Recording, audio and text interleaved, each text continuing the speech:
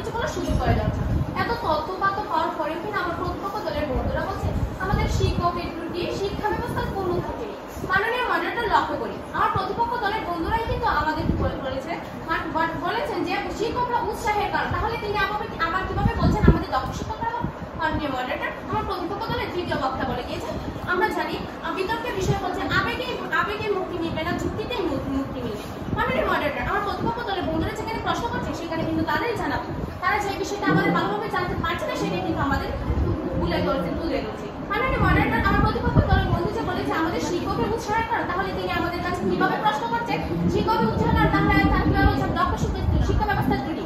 মাননীয় মডারেটর তাহলে কি আমি ধরে নিব আমার প্রতিপক্ষ দলের বন্ধুরা এই বিষয়টি পক্ষে বলছে না বিপক্ষ বলছে, উল্টো আমি তাদের কাছে এই প্রশ্নটি রেখে যাচ্ছি। মাননীয় মডারেটর যেখানে আমরা জানি বছরে 60% শিক্ষকদের প্রশিক্ষণ দেওয়া হচ্ছে, কিন্তু 40% শিক্ষকদের প্রশিক্ষণ দেওয়া হচ্ছে না, তাহলে তারা ভালো গাইডলাইনটা তাদের কিভাবে দিবে? মাননীয় মডারেটর সুতরাং তাদেরকে